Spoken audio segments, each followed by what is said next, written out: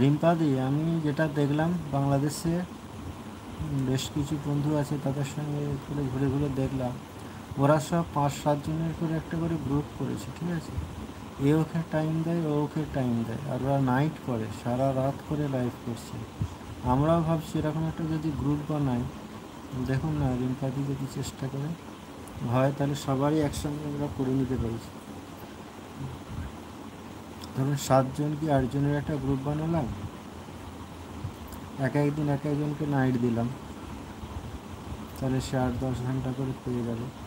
আবার পরের দিন একজনকে, পরের দিন একজনকে, এইভাবে যদি আমরা করি তাহলে খুব তাড়াতাড়ির মধ্যে হয়ে যাবে আর কি। একজনের সঙ্গে কথা হচ্ছিল, ওরা ওইভাবেই করেছে আর কি।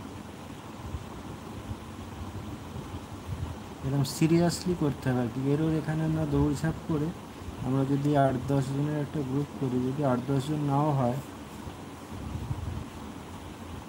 না রাত জাগতে হবে না, অন করে যে যার ঘুমিয়ে পড়বো, ঠিক আছে? যে এবার ঘুম টুম ভাঙলে মাঝে মাঝে একটু ইমোজি দিয়ে দেওয়া বা 2-একটা কমেন্ট করে দেওয়া।